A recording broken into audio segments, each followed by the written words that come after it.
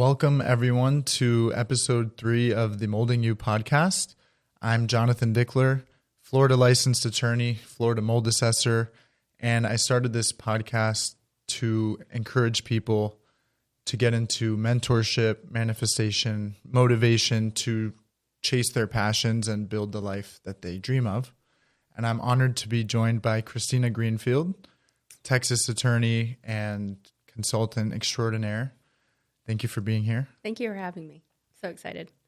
Me too. So let's dive into the world of manifestation, mentorship, motivation. So for me, I started off as a mold tester, just basically paying my way through law school. That's how it started. And then I learned about how we can really help people heal, and that became a passion of mine. So can you tell a little bit about your story and how you kind of manifested your desires? Sure. Yeah. I think a lot of my story is unintentional. So I'm not sure. I mean, it was not intentional manifestation to start, for sure. Looking back, I feel like it was really more God-led, and I just happened to fall into the right places. Should I go all the way back to college? Go ahead. Okay. Yeah. So when I graduated from high school, I went to A&M, and I was originally accepted for biomedical science because I wanted to be a vet. So all I ever cared about was animals. But then I looked at the curriculum before class even started, and it was all like science and math. And I was like, uh-oh, like, I'm not good at science or math. And it's a very competitive program, right? So I was like, oh no, probably not the right fit. And this is going to be showing my age. But like back then, A&M is one of the top business schools in Texas. But back then, if you had a high enough GPA, then you could just transfer in. And so I had the high enough GPA. So I was like, well, this is the hardest school to get into. So I'm just going to go ahead and transfer in, and I'll see kind of how it goes. So I got into the business school, and I had no idea what I was going to study. And I just kind of picked management because like accounting is also math and finance is also math. Mm-hmm. I was like avoiding that entirely. So I did management, and I worked as a bartender and a waitress like all through college. And I was the first person in my family to finish college, to kind of in my immediate family. And so we really had no idea like what was happening. It was just like, oh, you're going to graduate college and all these doors are going to be open for you. And so I graduated college, and I was like, where's my great job, Mm-hmm. And the only thing I knew how to do was like sling drinks and, mm-hmm. do the waitress thing. And I was like, okay, what do I do now? So Enterprise Rent-A-Car is a job that they market really to like management majors. They hire only college graduates, and they're like, hey, this is going to be so great because we're going to front your business and you're going to run this business. And so the reality was I was like out there washing cars in a suit and heels, and like I was like, how is this the life? I was mm-hmm. like, this is awful. And I took one business law class like in that management curriculum, and I was like, oh, this is actually really cool. Like my brain actually really works this way. But I was adamantly against it because my mom told me that you want to be a doctor or a lawyer. So I was like, no, definitely not. But I ended up taking the LSAT anyways because I was like keeping my options open, at the time before I had found a job. So I did the Enterprise Rent-A-Car thing for I think it was 3 years. I was managing the Intercontinental Airport facility, and it was that was the worst job. I would rather, I actually liked bartending. I was like, that's mm-hmm. fun. But that job is horrible. Like, people are so mean. They're traveling and they're stressed out, or they've had a car accident. Like, it's a horrible job. So one day when I was about ready to quit, I was like, you know what? I'm just going to go try law school. And so I applied for the 3 law schools that were still accepting applications at the time. And it was South Texas and I think St. Mary's, which is in San Antonio, and then one other school. And I got waitlisted on one. I got accepted with scholarship to one, but that was one where I would have to move. And then South Texas was in Houston. And so I was like, okay, I'll just go there, So then I quit the job. I was super excited to quit that job and start law school. But I had no idea that South Texas I didn't know anything about it. I had no idea it was known to be a litigation school, and I've never had any interest in being a litigator. Anti-litigator was my kind of, mm-hmm. Because I always saw litigators as people who are able to really think really fast and objection, and I do my best thinking probably 3 days after, I'm in the shower and I'm like, yeah, and I think about what I would say, next. So I was like, no, I'm not a litigator. But they ended up having a transactional law track, so that worked out. But I graduated from South Texas, and then went to work for a judge for about a year right after law school because it was like a briefing attorney position. So it was a one-year job. And then like 6 months in, they're like, you got to start finding, like you're going to have to find a job. Like this is not a forever position, right? So I had a friend of mine who worked for a company and she had set up their international anti-corruption compliance group. And she was like, do you know anything about the FCPA? And I was like, I'll Google it, you know? And they're like, I Googled it. And they had a position for a trade sanctions lawyer, which if you know anything about trade, export, import, like you can't really fake knowing that, but I tried, you know, like I went for that interview and I like really tried to pretend like I knew what I was talking about, but they knew I didn't, so I didn't get that job. But I ended up staying in contact with the chief compliance officer and just really organic conversations and just like, can I take you to coffee? I saw this article that I thought you might be interested in. I'd like to hear your thoughts. And he was very professorial, so he like loved that. And then he ended up creating a position for me where he was like, hey, we're getting all of these reports from outside counsel that say that our third-party agents don't know anything about the FCPA. And so like we have a real risk here, you know? So like, we're going to create a program where you're going to kind of create the agent training program, travel all over the world and teach all these third parties about the FCPA, the Foreign Corrupt Practices Act. So I was very young and naive and I was like, oh, that sounds amazing. That's so exciting. And it really was. Like I was off to China and Russia and the Middle East and, you know, all of the countries that are considered high risk for bribery and corruption. But I'm teaching them about a U.S. law, right? And I'm trying to get them to buy in to like this company's compliance program, which was not an easy task. But it taught me how to read the room, and it taught me how to adjust the conversation to the people that I'm talking to. So that was like, you know, one of my big learnings. And then from there, you know, I've had different jobs in different areas, but always corporate. So whether it was corruption or I've done transportation, maritime, trucking, rail, pipeline, commercial, business partner, you know, strategic business partner, trying to help the company like actually, you know, facilitate deals and negotiate large transactions, M&As and joint ventures, corporate secretary. So kind of a generalist after that. But what I figured out was that where I really shine is places where we haven't really blazed a trail yet. So if there was a project that nobody had done before and everybody else was like, I don't want to do it because there's no precedent, I don't know how to do it, you know, I'm like, let me figure it out, you know. So I worked together with the engineers and we kind of like always just figured it out, best reasonable judgment type situation. And so I was really, really good at that. So just kind of climbing the corporate ladder and like figuring out how to be really indispensable to, you know, these multinational companies. And then we moved into a house, my husband and I got really, you know, we were like, oh, we're doing real well. So we're going to buy a house that's like the top of our budget in a great location. And we're going to, you know, we're just going to put everything into this house. This is going to be our forever home, which is like first mistake. We labeled it forever home, you know, and we had one daughter at the time. And my husband was just out of the Army. So when we got married, he was in the Army for 14 years. And we decided that I was going to be working while he was going to go to school because he was a non-commissioned officer. So we were going to see if we could have kids, see if we could like do the family thing. Immediately we had my first daughter. And so we moved into this house. So it was new to us, but not at all new. And my daughter, she was about 2 at the time. By 2.5, she had an autism diagnosis. And so, you know, we were confused because she had been meeting all her developmental milestones up until that point. Long story short, we figured out that house had high levels of toxic mold, which resulted in neurological inflammation and all of the symptoms that looked like autism. I mean, she was just, she checked all the boxes, not all the boxes, but she checked enough boxes to get the diagnosis from a developmental pediatrician.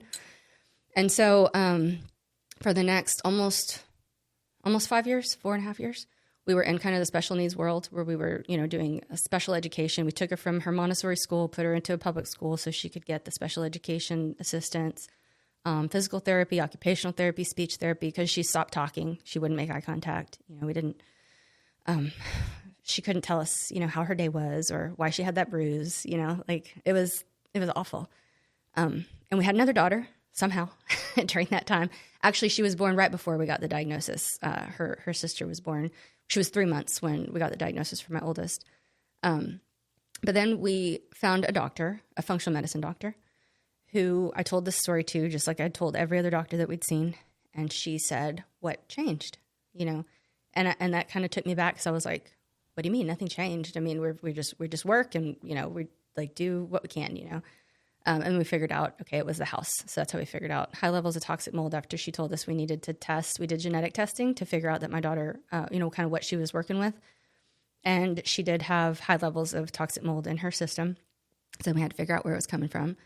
And this was COVID time, so we're spending a lot of time at home. And then we figured out it was the house. It was hidden in the HVAC.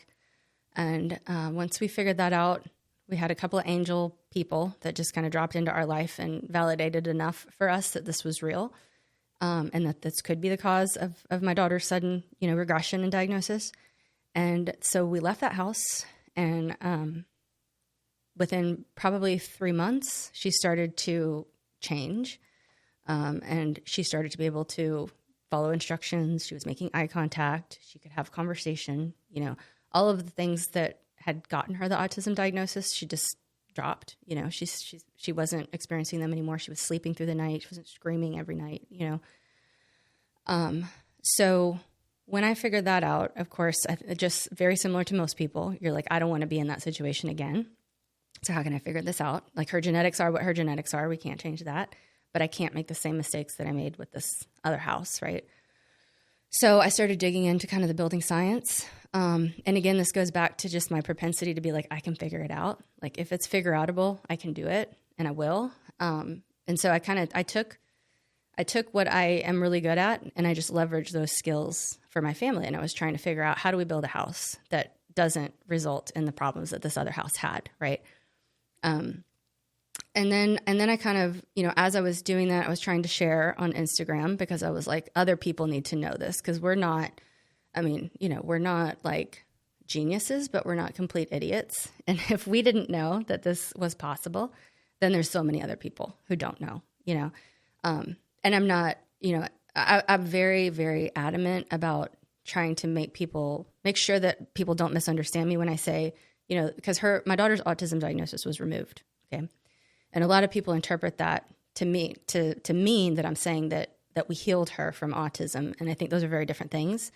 I think my daughter was diagnosed because the criteria to diagnose for autism is behavioral based, and she had those behaviors, which is very distinct and different from saying we healed her from something, because she no longer experienced those behaviors because she no longer had the inflammation. But everybody's body is different, and the reason that they have those behaviors is not always environmental for some people, right? So we removed the environmental conditions that cause the neurological inflammation, which meant that she no longer had the criteria to qualify for the autism diagnosis. But again, very different than saying we healed her from autism, because all those years I spent as an autism mom, I realized how fiercely protective we have to be of our children, right? And so I want to make sure people understand that's not what I'm saying.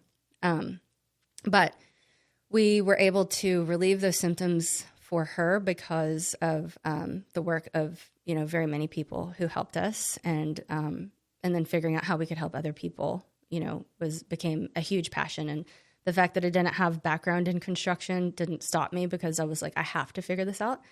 I'm not somebody who moves out of fear. I'm somebody who moves out of information. And I think a lot of people's first steps is like going into those Facebook groups and trying to see is this real? Is this normal? What can we do? How do we make, and those groups can be good maybe for a moment, but they can also be really, really scary and like a lot of fear, and maybe not intentionally for everybody, but some people are just describing their situation that never got any better. Right. So I removed myself from those groups after a minute being in them. But I realized there's just so many people that like need guidance on how did they avoid this. So being a lawyer, I was like, I can't just give people advice on anything and expect that my family's, assets aren't potentially exposed. So I had to create a company so that I could make sure that I had the appropriate protections to be able to provide people advice and support, the same advice and support that I wished that I had when we were experiencing that. And that's how Conscious Healthy Home was born. Because of my need to just share information of like, hey, there's actually a solution, and it's not necessarily, it's not directly related to mold at all. It's really related to how do we prevent the conditions that are conducive to mold, which is, water, air, food source. And those are things that can be prevented, but you have to really kind of know how to do that ahead of time. and not expect that that's just part of the normal construction process. But again, that's part of how my mind just worked with my legal background, risk analysis, and figuring out, different industries and how we can kind of build those bridges. So, yeah, wow, that is a powerful story and inspiring, emotional, all of the above. But it's interesting how things that happen in life bring us to where we are, to where we can help so many people. You talked about so many things that are super important. I think, as I spent years as a mold assessor and now as a mold lawyer, also somewhere I never thought I'd be in a million years. When I first heard of mold testing, I literally laughed because I didn't know anything about it. Yeah. And I've said a lot of things online about mold, which I believe to be true. Autism is one of those things that I've steered away from because of cancel culture. And now I think it's more appropriate to discuss. But one of the most common themes I've seen with mold exposed people is the autism in the children. Whether it's autism or symptoms that are related to autism or somewhere in the middle, it's incredible to me how people who have gotten out of the mold or have healed, these symptoms have gone away, like the nonverbal or the tics or the food sensitivities or the lights and sound sensitivities. Like these are all things that you could say are autism or somewhere on the spectrum. But people say, well, it's not curable, it's not fixable, it's not treatable. But the reality is that that's not the case in most or many cases, if not all cases. I mean, at a certain point, there's probably something biological or physiological that's happening in the brain or body to cause these things. And I've seen without fail that when the mold goes away, the kids start talking again. They start acting more like a kid and interacting. And, I've seen crazy things in moldy houses. Like I've seen people punching themselves in the head. I've seen people hit the deck and fall to the floor. We've seen people hallucinating. And a lot of people think, well, this is kind of like a spiritual thing or it's religious or this is happening for a reason. But a lot of it is environmental caused. And studying environmental science and policy and law, like we learn that all these diseases or symptoms or sicknesses, disorders, they're tied to something 99% of the time. I mean, maybe 100%. Yeah. So it's super interesting and important and brave of you to share that story. I know it's emotional, but there's hope for people who are in that struggle, that not only can you help your own family, but you can help millions of others. Yeah. And that's something I always think important for people to just kind of understand is that, as I'm sure you've talked about, there is a subset of the population who are more susceptible. So they say 25% of the population has a gene to make them highly susceptible to mold, that's still a lot of people, right? And I question the validity of that number. Like, how do you even come up with that? Because my entire family got diagnosed with that gene, or we found out that we have that gene, each of us. And so like all four of us have it. Like, what are the odds, And, but the fact that, whether or not you're highly susceptible is one thing, but the fact of the matter is if you just take a step back and think like, what does mold do? Like, what is it for? What's its purpose? Its purpose is to break down, it breaks things down. And so that's great in the outdoor environment, but do you want that in your body, in your lungs, in your brain? No, you don't. And so it's not good for anyone. It's not meant to be in the indoor environment. It's an outdoor, it's meant to be outside. Right. Yeah. And the way we build our homes, it's kind of like we are basically outside. I mean, your AC unit turns into like a swamp filled with mold. The basement is a swamp. The attic is a swamp. I mean, for lack of a better word, people think, we're living indoors, but we're really just outside with these paper walls. And, unless you have a consultant who helps you build the right kind of home, you could be setting yourself up for a disaster. And it's better when you're outside because there's fresh air. There's, you're not confined. And when you have a home that's moldy, especially the AC, for example, it's just constantly circulating that. Yeah. There's no break from it. And Yeah. some people have the AC always on, which you shouldn't really do. It's just constantly blowing all the time. And I don't believe there's good molds, or I think everyone is susceptible. I mean, if you take anyone and put them in these houses that I've seen, they're not going to feel well. Yeah. Which Not could good look for anyone. Yeah, and it could look different for multiple different people. Someone could just have a headache. The other person will have a sniffle. Yeah. The other person will have gut issues, or it can become much more serious, typically with like a longer exposure. And what's interesting too is like some of the symptoms is just they're just so highly not popularized, but like mainstream. Headaches, anxiety, depression, gut issues. All the things that you just mentioned. Like there's a medicine for each of those things to suppress those symptoms. So a lot of times people it doesn't register to them because like similar to us, I was like, well, I've got a headache every day because I have a high stress job and now I've got a special needs kid. And like my husband can't remember anything because his symptom was brain fog, So I was like, I have a headache because like life sucks, And so a big glass of wine and, a few ibuprofen every night feels, normal to me. And it was for a lot of years. And I didn't realize like, no, it's not my husband that's giving me a headache every day when I go home. It's the house that I'm going home to, and my poor husband, because he was like working from home and doing school. So he was there all the time, so it's, everybody's symptoms are different. Yeah. And one of the most common themes I see in mold is marital issues or familial issues, because there's the headaches, but then there's also, well, we don't have $1 million to remediate, or we don't have $10,000 to get a mold test, or $5,000, and that's if they even know about it. Yeah. When they're having issues. Yeah. We see a lot of people that their marriages come close to failing just because of mold. But one thing I wanted to talk about, which we discussed earlier, was motivation in general. Yeah. But we see a lot of people in mold who have what's called a mold hold, or they're literally, it could be the brain fog, or they just don't have the energy or the desire or the ability to actually make a change or learn something new. So not just in terms of mold, but how do you kind of motivate people who are, whether it's mold or just stuck in life in general? I know you talked about some ways of doing that.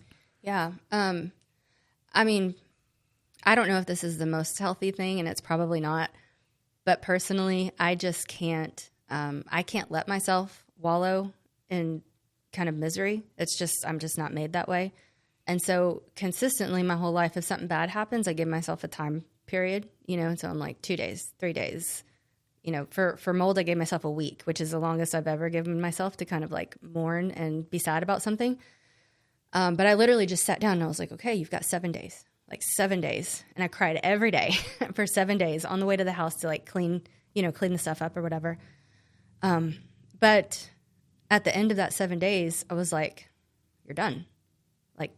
Just stop, and now I know more about kind of self-care and like letting yourself work through the emotions and things. And so like probably not the healthiest, but it kept me moving. Like it doesn't, I will not just stop because, I'm thinking about my kids. I'm thinking about my husband. I'm thinking about like the life that we have to rebuild, like as we're losing it, and nobody else is responsible for that except for me, and him. Right. But I can't control him. So I can only control myself. So, I just have to move. Like I just make a decision to do something and I just do it. And I don't know where that comes from other than, I mean, maybe it's a trauma reaction. Like I have no idea, but it works. Like it gets me through the hard things. And thank God, this is one thing I learned. I think it was like Tony Robbins. I watched his documentary, and the one thing that resonated with me was something to the effect of, he said, that we can acknowledge these traumas that we have experienced and we can be really sad about them and everything, but we also have to thank them for like the tenacity, the things that it gave us to survive, And that's why I don't spend too much time kind of digging into like, is that healthy or why do I do that? Because it doesn't really matter. It's gotten me through things that have allowed me to survive. And so it's just to continue to move and to not move from fear, but figure out what is scaring me and how can I educate myself about it? Because oftentimes things are scary because we don't understand them, and I think that everything is figure outable, at least to a degree where you can understand the landscape. I'm not going to make myself a brain surgeon, obviously. But I can understand construction. I can understand health enough to be able to say, I'm no longer going to disempower myself by outsourcing the information that I have to make a good decision for my family, because ultimately all the people that we relied on, that we thought we relied on in good faith, they weren't there when we were dealing with the autism diagnosis, you know, like they weren't there when we lost everything that we lost. When you know, we're still recovering financially and, you know, all the material things, like they weren't there. Right. And why would they be? It's not, my family is not anybody else's responsibility except for mine. So I think that extreme accountability, again, I don't know if that's toxic or not, but that's like literally what I do and how I approach things. That book that I gave you, The Growth Mindset. Again, I really think that all of this, getting through this was very God led for us.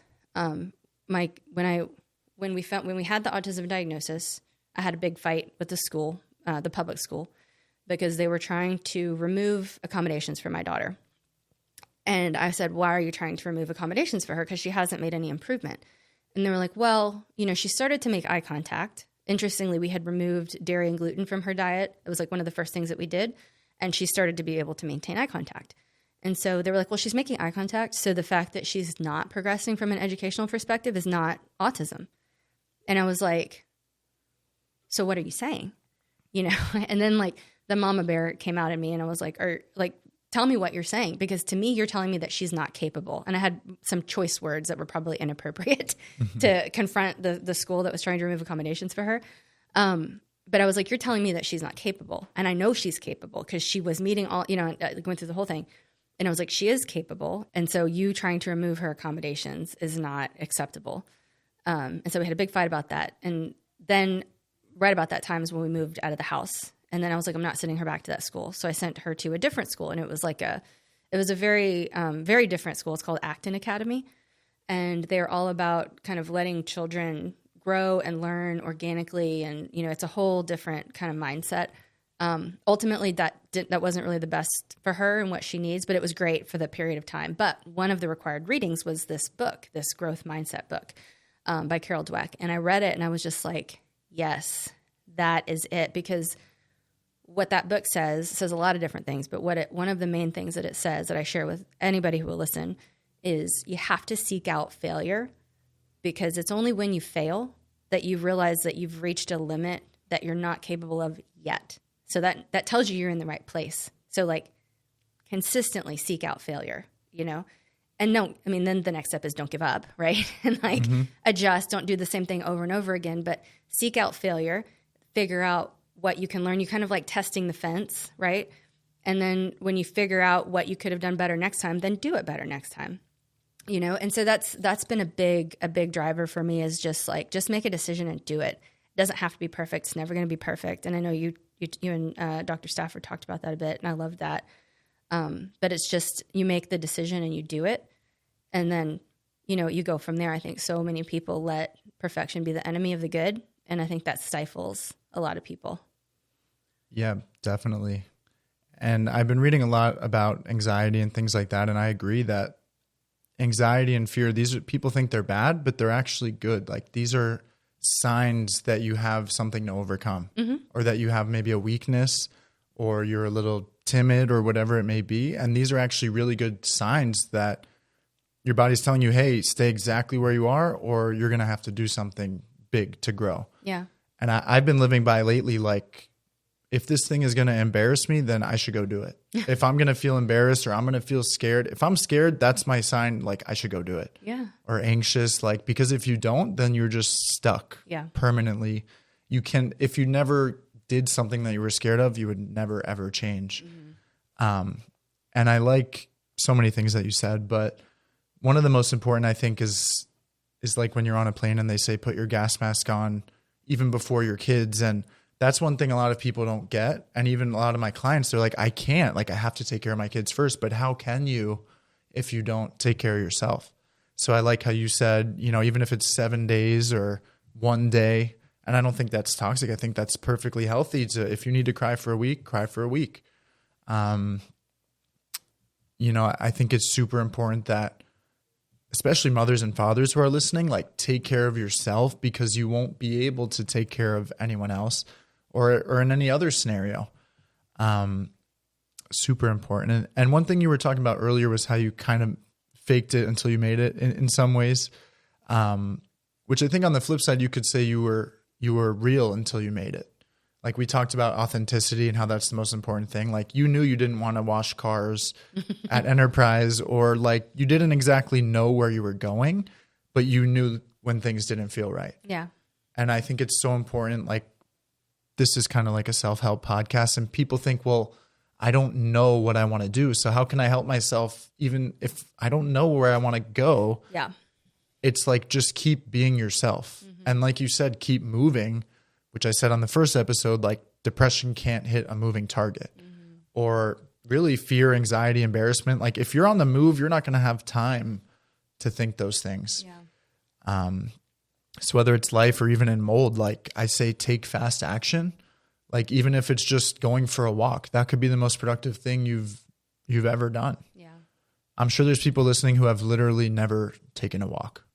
Like I feel that is true. Really? And like, I mean, I'm sure there's people who maybe have taken a 5-minute walk, but some people, I think if you're having trouble getting your life going, start with something small, take a walk, get some sunlight, eat a little healthier, do a job search, write down on a piece of paper, what are my passions? Yeah. Something physical. Yeah. Yeah. And whether it's faking it till you make it, or, be real until you make it. Like if you don't know how to do something, just Google it or chat GPT it or AI. I mean, it's crazy right now. There's people that are doing 10 jobs at once from chat GPT and Google. Yeah. It's like, you don't have to be an expert. And like you said, perfection is never what we're striving for. Everyone wants to be perfect, but what happens when you're perfect? Then what? Yeah. Like you have nothing. Yeah. I've actually never understood that, which is maybe weird for a lawyer to say, but like perfection, I'm like, that's not something I've ever been good at or has ever been really a good use of my time, cause like as I'm working with these clients and we're like, we got to move, we've got deadlines, we've got things. If I made sure that like every single literal I was dotted and T was crossed, we wouldn't be able to meet the deadlines that we meet on these, kind of mega deals that we do. And so I'm like, I kind of think perfection's a waste of time, actually. Like from a billable hour perspective, like it's a waste of time, Sure. And in a lot of ways, like you're never going to get to perfection. No. So why are we striving for something that we never will get to? Yeah. I mean, even if you're like, oh, my life would be perfect if I had $10 billion, but then you get that and you're like, this isn't perfect. Yeah. Now I need 100 billion. It's not about money, but mold is a great example of that. Everyone's like, I need a mold-free home. Like I want to be zero mold. Like everything has to be perfect. First of all, you can't really attain that. Yeah. I mean, you can have a very low mold home, maybe even no mold, but there's still going to be spores and stuff like that for the most part. I think that's so important for people to understand too, is like, and it was actually really empowering. Josh Rochelle with Texas Mold Inspectors was one person that told me, you don't have to have a perfect house. It just has to be better than where you're at. And the good thing is you came from such a bad situation. It's not gonna be that hard to find a place that's like better than where you're at to where y'all can do some healing, And that was like eye-opening to me because that's almost a natural reaction. You think you have to go to a perfect environment to heal. And it's like, no, you just have to be in less of a swamp that you're at, and you can make, significant progress. And even the healing process is like, so it's not linear, it's so up and down, especially with little kids. One thing that I tell people, because consistently they ask, they're like, what regimen, what supplements, what do you do? What did you, I'm like, sometimes we take breaks. Sometimes like we don't do anything. Sometimes I let them eat gluten and dairy. Like sometimes they do things that are just inherently not good for them. But now that their bodies are clean to a place where like they understand what it feels like to feel good, when they eat some of those things, they know what it feels like to feel bad. And that's really important to me because like with me and my husband, for example, we didn't realize how bad we felt in that house because we've had a lifetime of toxicity. I'm sure that house wasn't our only exposure. He, like I said, he was in the Army for 14 years, combat veteran. He lived next to like tire burning places. Like he has a level of toxicity, outside of that house. So I think it's important when people realize what their bodies feel like when they're in a state of, health, so that they can compare and know, okay, this environment makes me feel bad, or this food makes me feel bad, or, whatever it is, just so they have that comparison, because it can happen so slowly, gradually, that like we don't, doesn't register. Yeah, I think definitely these days we're bombarded by so many toxins, and there's so much pollution, and there's so much, even the organic foods and like there's hardly anything that's perfect. Yeah. But it's really important for people to live that healthy lifestyle constantly so that your body can fight against all these different things. Yep. But especially, with kids are more susceptible, and elder people and autoimmune people. But these days, like, we're seeing like everybody has an autoimmune or like some kind of condition. And frankly, like, we're seeing that every house has mold. Mm-hmm. So if you start to put these dots together, maybe it's not causing all your issues, but let's get rid of the mold. Let's get rid of the plastics. Let's get rid of like the toxic stuff that we can. Doesn't have to be perfect. But like you said, even a little bit of progress is really helpful. Yeah. Whether it's a business or your health. Yes. Like, do something. Write down a business plan. Start a podcast. If you want to, maybe you want to start a podcast, email 100 people to get on your podcast. Yeah. Or email one person. Mm-hmm. Maybe you'll get lucky. Yeah. I agree.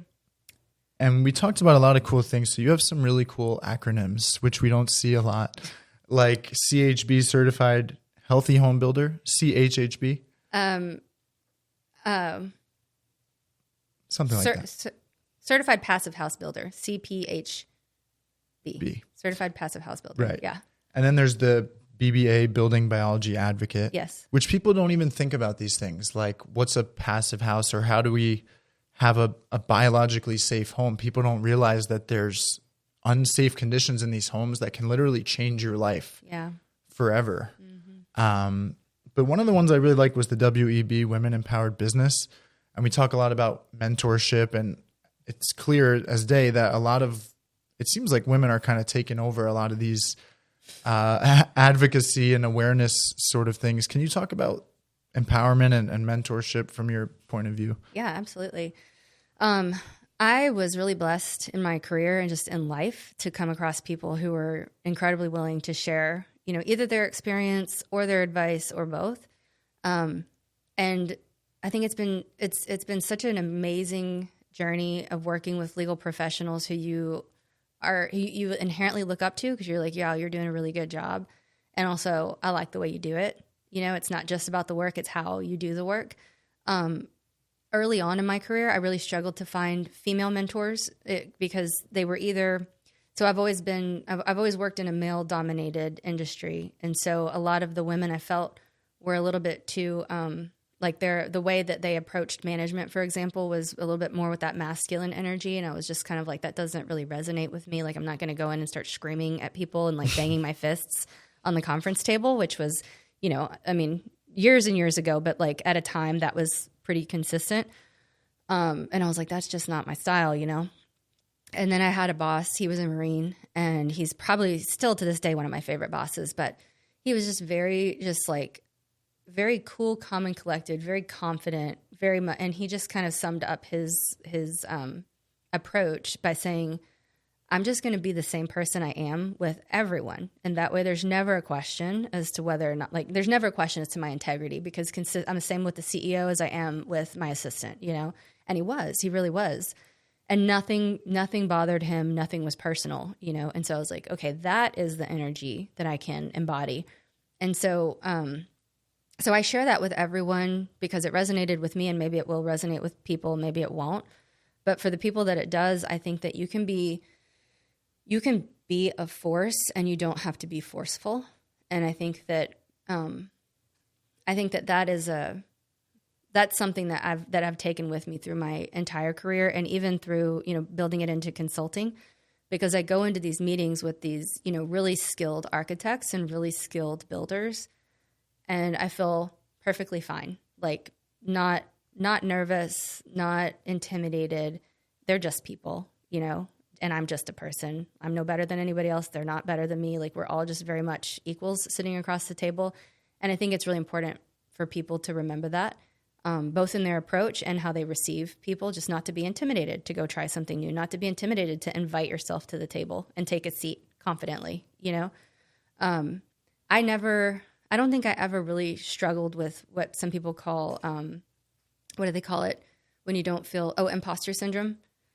I recognize that it's a thing, but why? I almost think it's like, why did we introduce that concept?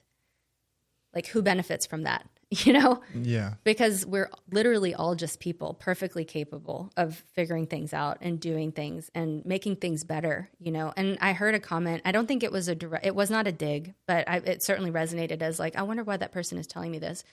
But somebody had said, he was telling me about other people in the industry, the construction industry, and how they're like, why are these people who don't have any experience in construction now finding their way into the construction industry? And he was saying it as a compliment. Like he was saying, from his perspective, he thinks, well, the outside perspectives are needed. And so, he felt very happy that there are people without construction backgrounds who are kind of getting into consulting and stuff.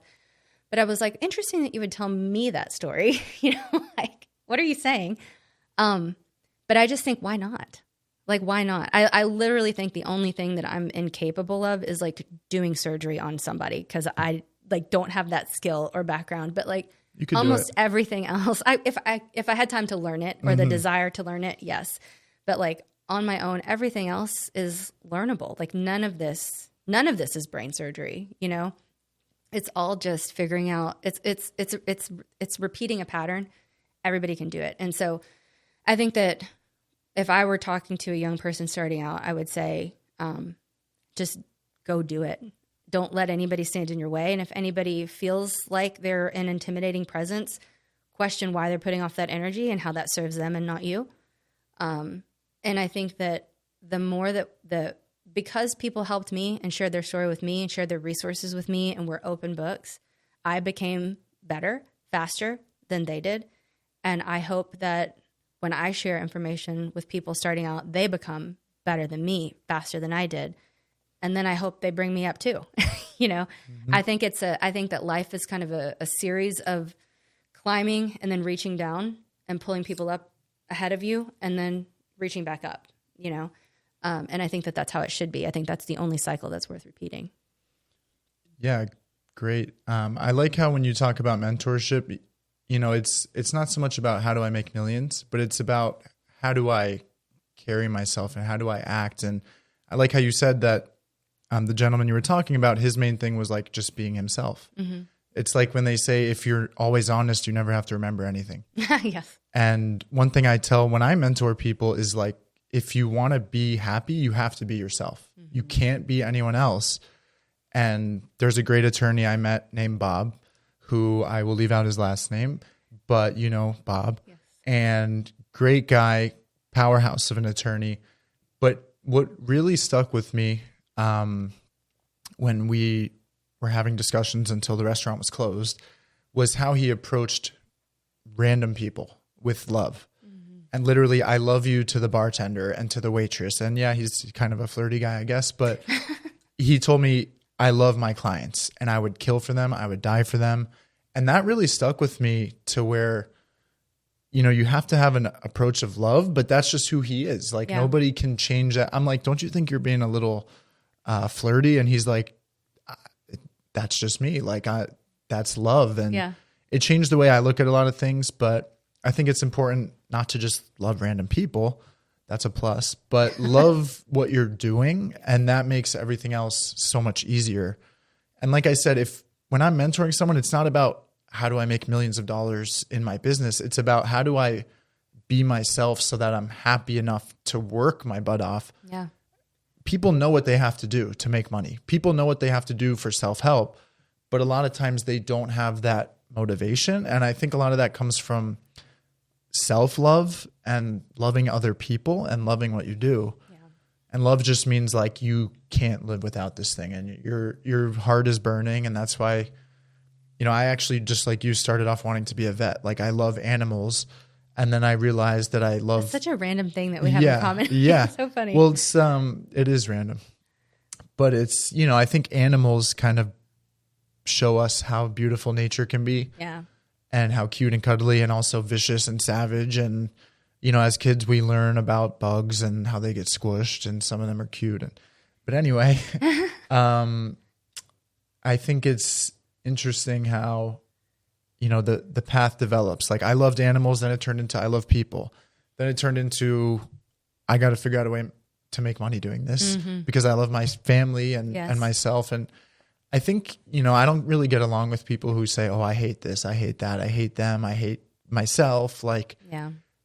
first of all, stop saying it. Yeah. And start saying, you could say, I very much dislike. But I think operating out of love, and shout out to Bob, he really is great in that way. And I think that's why he's so successful, because if you love your clients, like you really love them, you're going to fight for them. Yeah. And if you love yourself, you're going to fight for yourself. And, like you said, if you need to take a week to cry, do it. But if you really love yourself and your kids and your family, eventually you got to get up and keep moving. Yeah. Get up and figure out what God put you here for. I totally agree. And I love that. I love that he loves everybody. I think it's important to maintain that. But I think it's also like it's almost like you're training your brain too, because when you look for something, you see it, so if he is projecting love, he's looking for opportunities to love, show his love to other people. That's what he sees. And that's what, you can see bad. If you're looking for bad, you can also see good if you're looking for good, And so like consistently when my kids and I go out and somebody is nice to us, somebody does something kind for us, I remember distinctly we went to the Nutcracker one time and my daughter, we were trying to get a snack like in the window of, whenever they do the break. And you only have a short period of time to do that, and the line was super long. And so we weren't going to make it through the line. And some stranger like saw that we were trying to get a snack and he was like, here, you can have this. I'm not going to be able to eat it. And we were like, that is so kind. So we make a big deal about those little things when people notice and they're kind to us, because I want my kids to see that the world is full of kind people. Yes, the world is also full of jerks. There's lots of jerks, but we're not looking for them. We're looking for the kind people, and we're going to mirror that and emulate that. We're going to pull that forward, And I think that's all of our responsibilities. Like, you get to decide what world you live in, and perception is everything. Perception creates your reality. So if you think that we live in a horrible world, you're right. If you think we live in a beautiful world, you're right. And it's your choice. Absolutely. And I like how you talk about rewiring the brain, which is the manifestation kind of aspect, in my opinion, where, not just when people are looking, but also when nobody's looking and you're at home alone and you're despising your actions and you have regrets and guilt. Like, a lot of times it starts with just looking in the mirror and saying, I love you, like 100 times. Or like, some people really struggle to love themselves. And even if you've done so many horrible things, which is all, subjective, like they're probably not that bad, but there's always, wherever you are, that's your starting point. Mm-hmm. That's where you can start to love yourself, start to love others. And like you said, there's a lot of jerks, but they just need a little love. I mean, for the most part, showing love to other people opens up so many doors. Yeah. And I've seen even in business, like sometimes you got to do things out of love, not just for money or, I love helping people. So I've gone out of my way to help probably more people than have actually paid me, just out of my love for people. And like you said, I mean, we see in the animal kingdom, there's good and bad, there's beautiful and ugly, and you really got to choose what you're going to focus on. Mm-hmm. And I think manifestation is kind of that rewiring your brain. Like, if you genuinely hate yourself, tell yourself 50 times that you love yourself, or tell yourself, hey, I love working hard every day. I love breaking a sweat and the calluses on my hands and crawling through moldy attics or whatever it is. Like, you got to love it until you really dislike it enough to make a change. Yeah. But if you're in that position where there's no motivation, you can't manifest anything, make a change. I mean, look at your life, write it down, all the things that you dislike, and write down some fixes, some solutions. I think it really starts with writing it down, visualizing it, speaking it. Yeah.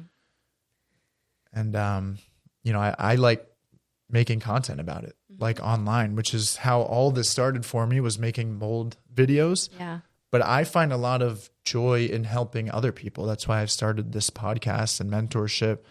It's like, if I'm having a bad day, I'll go make a video about how to have a good day. And it's like, whatever you want to do, like, you can make money, you can be successful doing that, whether it's making people smile. There's comedians, there's people who make people cry. There's people who scare people, there's scary movies, there's funny movies. Like, you can make success out of anything you want, especially with the internet. Yeah. the AI and Google. Yeah. I think that's super important for people to know and to really believe. And I tell my kids this too, because, I don't know why, but they're like, what am I going to be when I grow up? This is like the current fixation. They're 10 and 8. So I'm like, you've got time, like, but my 8-year-old, she is adamant at this point that she's like, I don't want to go to college, because she's like, I don't want to leave you. She's very like attached to me. And I'm like, I'll go with you, We'll travel. Like, it's fine.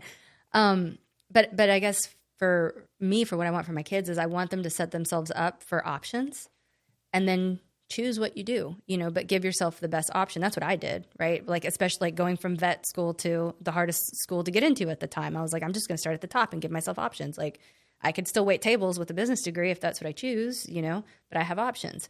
And then I want to go to law school. Okay, I'm going to do that. And I don't know what kind of lawyer I'm going to be at this point, but I have options now, So I think focusing on giving yourself options is like super, super important. I had a point and I forgot what it was. What did you say? What were you talking about before? I forgot to. It was a really good point. There's so many things. Tie into you. Well, one thing that I like that you said is, or I feel like we never tell our kids, which I don't have any, but I've learned a lot about, is like, what do I want to be when I grow up? Be happy. Yes. Like, I feel like that we're on the same wavelength, which nobody ever told me that when I was growing up. Yes. It was literally doctor, lawyer, accountant. Yes. Or I used to want to be like a paleontologist before I was a vet. Yes, and they're like, too. good luck that making money. Funny. Really? Yes. Good luck making money digging up dinosaur bones in the desert. Like, that'll be fun. Yeah. Which I would have probably enjoyed. Mm-hmm.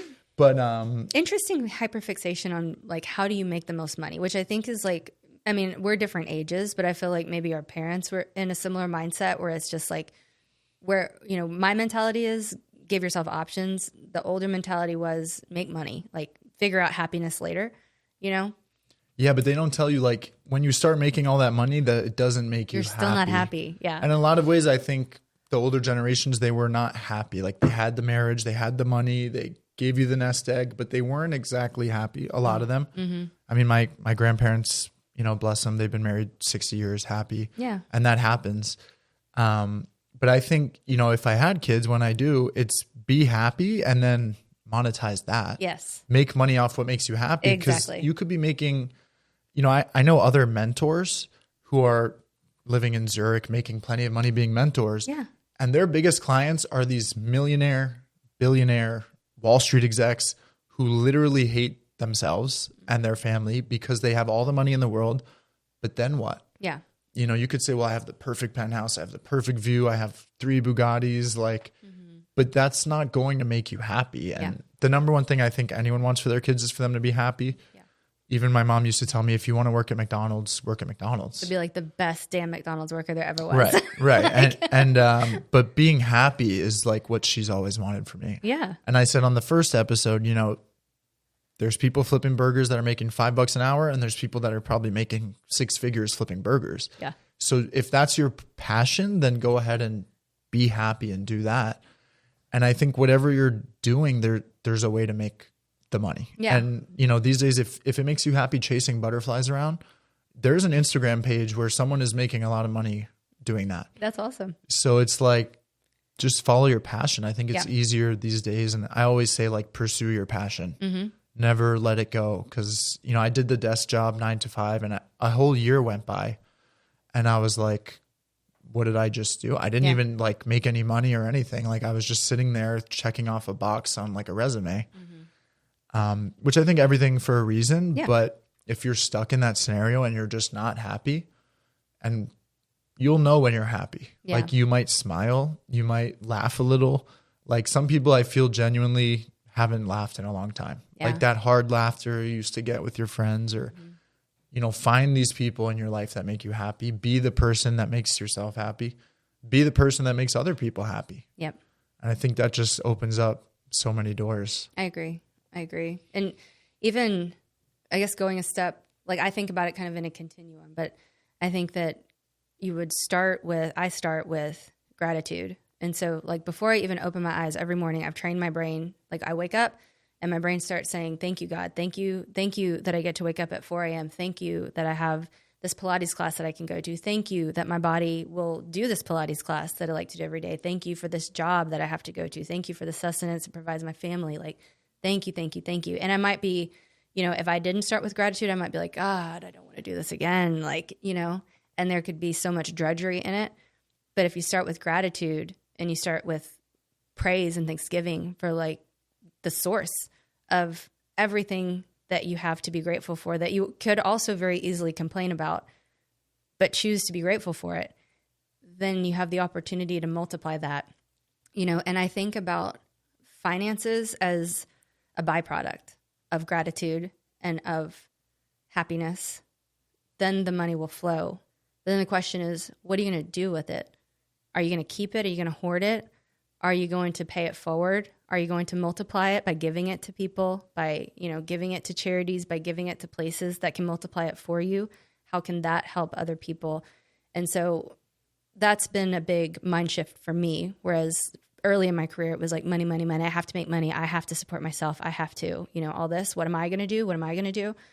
And I realized I was putting the power I felt in myself, without thinking about, well, where does my source of power come from? Where is the strength, And so that's kind of how manifestation fits into my life.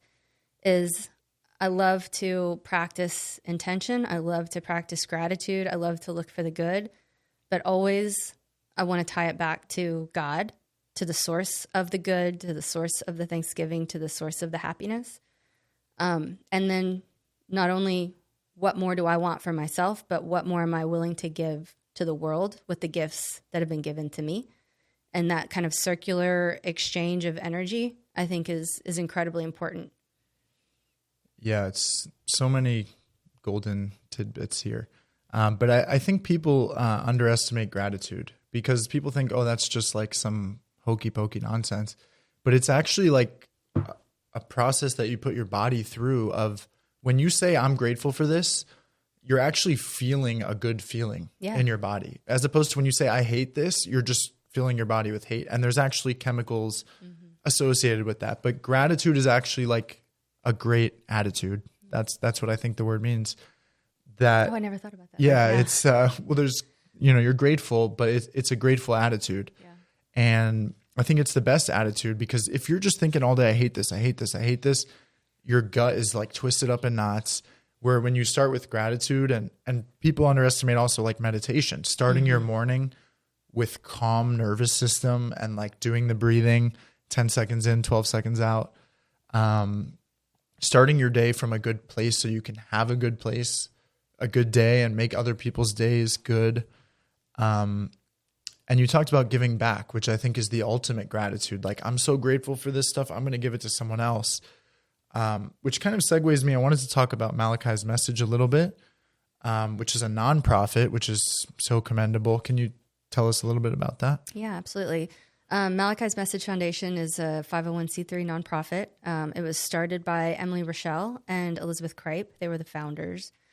I came on as vice president, I think 2 years ago, maybe 3 years ago. And our whole goal is to help support people who have been impacted by mold. So whether that's providing education or financial resources or emotional support. We have a toy replacement fund because, as you probably know, a lot of times when people are impacted by mold, their kids lose everything that they've ever known, and they don't really have the fully developed brain to really understand what's happening. So it's just an incredible loss for these kids to lose their favorite stuffies, their favorite toys, favorite things that are precious to them.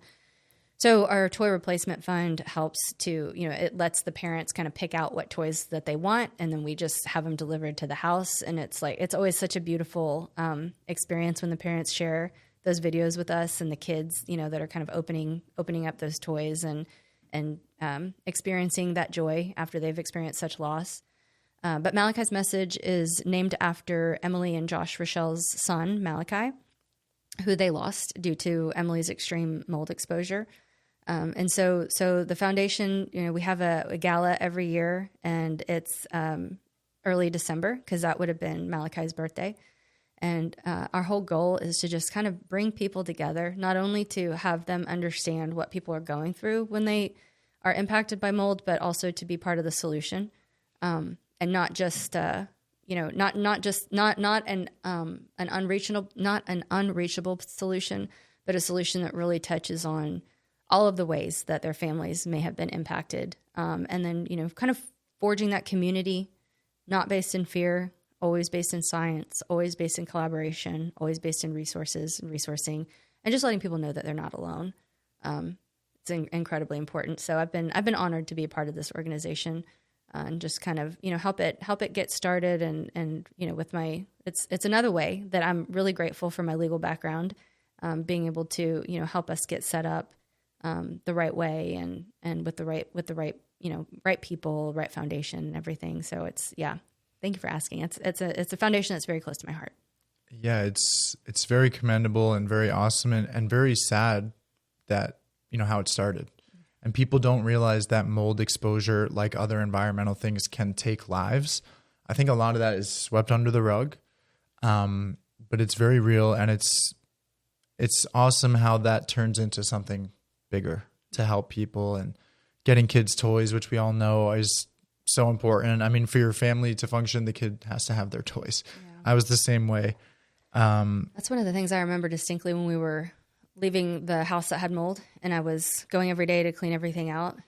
It was I threw everything away in my closet except for like a few outfits that I needed for work, and I had no problem with that. But the hardest part was like sitting in my kids' toy room with all their toys just spread out on the floor, and like looking at each one and trying to think of like which one is worth saving, which one is going to be like absolutely traumatizing if they lose it, and just like literally holding each toy in my hand and making that choice without them there, like. And you're even attached to the toy at this point. I'm like, oh, like it means so much more, than it was just the toy. So, so it seems small, but it's been very impactful for people. So we're really happy that we've been able to provide that. Yeah, it's the little things that people don't think about a lot with mold, like your toys, your furniture, your books, your pictures, like your baby's drawings. Yeah, and it's not always, you don't always have to get rid of and burn everything, but there's definitely a decision that needs to be made for sensitive people. Mm-hmm. And I know we're probably getting close to the end-ish, but I wanted to talk a little bit about the healthy home idea and building biology. Yeah. And what are your main pillars or things that you want people to take away, like big issues that we see? Big issues that we see consistently across climate zones, because I represent people nationwide. It's the building envelope, and it's the mechanical system. Typically, it's not a busted pipe. It's not always a leaky window, although leaky windows are probably close third. Right? Mm-hmm. Yeah. But those are the main things. And then, if you have the opportunity to build a house new, it's needing to understand that you've got to specify in the construction documents if you have a expectation as to material handling, storage, because that is not something that's built into any builder's typical process. But if you're upfront with them and that you have requirements and expectations, then they can certainly include that in their pricing and bid that for you. It's not something that anybody should expect. It's not something that's required by code. It's not something that's required by regulations. And so technically nobody has done anything wrong if those things are not watched. Technically, mm-hmm. Right? But typically people have an expectation that is just not supported by code or regulations. So if you have an expectation, it needs to be in writing, it needs to be communicated, and it needs to be clear. And that is a big mindset shift for most people. Yeah, and I think a lot of people don't think about it much, but whether it's renting or buying, like you're signing a contract. This is a legal agreement, which I've, of course, learned. I'm a new attorney. I've also been a mold assessor for years, and we've seen that you can't just do the standard mold testing anymore. Like you need a mold assessor. In Florida, we call it a licensed mold assessor. Mm-hmm. Only a few states even have a license for that. But you need someone who knows building science and building biology. Like when you talk about the building envelope, people don't understand what that means, I think. But we're talking about condensation coming out of thin air behind your walls, water appearing out of thin air, and like water not draining properly off your windows. And there's so many different things, but your typical, even your expert may not know that you could be having invisible problems behind your insulation. And these are the things that sit there long term. And a lot of the times there's no fix. Like, you really have to restart the build or demolish, which is pretty, I want to say rare, but it's more common than people think. Yeah. One thing that I see a lot in the Houston area is, they'll start with a remediation, and there'll be a remediation scope, and it's a limited scope. But when you start to realize that the sources of the microbial growth or the confirmed mold are air infiltration and exfiltration, then you've got a building envelope issue. And so a lot of people are under the misunderstanding of thinking, if I just complete the scope of work that's listed in my remediation protocol, then this is all going to be fixed. And what I help some of my remediation clients understand is, if we have identified that there's a compromise in the envelope, air is just going to travel the path of least resistance. So if we fix 1 or 2 rooms, but we don't assess the entire, the envelope is like a balloon. You can't do a cross section of a balloon and expect the balloon to still do what hold the air, right? And so that's a tough pill to swallow, but I think it's important for homeowners to understand: are you doing a remediation? Are you doing a are you making the house the way that it was before? So if it was a 1960s house, are you restoring it to 1960s type leaky envelope? Or are you doing a retrofit, which is completely changing the performance of the whole house? You can't do a retrofit kind of piecemeal. Arguably, you can do a phased retrofit, but usually not if the mechanical system is impacted, because that touches every room of the house, right? So houses that have a compromised mechanical system are not good candidates for a phased retrofit. But people don't understand the difference between those terminologies, and rightly so. Like, the average homeowner does not understand that information. But I help people kind of understand exactly what they're dealing with, not to scare them or not to tell them that they can't have a home that is habitable, but so that they understand the limitations of whatever the choices that they're making. Because I'm a big proponent of, you've got to go in eyes wide open. You're not looking for perfection. We're not requiring perfection, but you have to go in eyes wide open and understand exactly what trade-offs you're making with the investment. I think that's very, very important. Yeah, and I see it all the time. A mold assessor is someone who makes the remediation protocol. It's a separate company because we don't want a conflict of interest. Yep. When a remediation company just starts making their own protocol and assessing your house, that's a conflict of interest. But we often see, it's very hard to get rid of all the mold and mycotoxins. But once you do, you still have to address the source that caused it. So you can spend literally 6 figures, maybe even 7 figures, which is extreme, but we've seen it, getting rid of mold. But if you're not fixing the source, which is moisture, even if airflow is involved, but it's a moisture problem. Yeah, because moisture travels in air. So yeah. And that's the invisible humidity that leads to condensation, like you see on your cold Coke can. But mold is caused by moisture. Bacteria, mold, they need moisture. So I tell people, look for those moisture problems. Mm-hmm. But really great insights into that. And I think close to, if not a perfect podcast episode. Any final thoughts as far as motivating people into manifesting things and mentorship?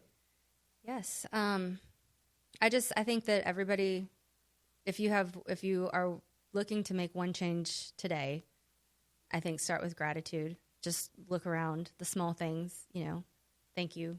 Thank you for my car that gets me places. Thank you for the food that sustains me. Just small. And start with gratitude. Then I would move to identifying the things that make you happy and start pointing those out to yourself. Being kind to yourself, but also just showing up in the world in the way that you would hope somebody would show up for you. So help other people. Be transparent if you don't know the answers, but always, don't sell yourself short either. Let people know that you're capable of figuring it out, even if you don't know it yet. That's one of my favorite lines when I get new clients is I'm like, I might not know the answer, but I can figure it out, and I have like 100% success rate. So, and I think people appreciate that, right? Because none of us are perfect. None of us know everything. And yeah, I think just find ways that you can help people who were in your position before you were, help shorten that timeline for them, and just leave every place better than where you found it. Every room, every meeting, every phone call, just make it better. Yeah, it reminds me of the Boy Scout motto: leave no trace. Leave no garbage and stuff behind. Make it better. Yeah. Help someone across the street. But for me, imagine the world if we all did that. Yeah, and for me, it's the 2 letters DO. Do. Just do it. Mm-hmm. Right, and really, just do it. If only Nike didn't take that. I know they ruined it. But do is so important, and you got to find the power to do. Whether it's God or you find that power within. Ultimately, it all comes down to you, and do something. And like you said, people are good at something. Like you're good at something. You've learned something that you can help others with. There's something that you're great at, and you can become even greater at. And do something, even if it's just taking that walk. Mm-hmm. Do something and make it positive. Do it with love.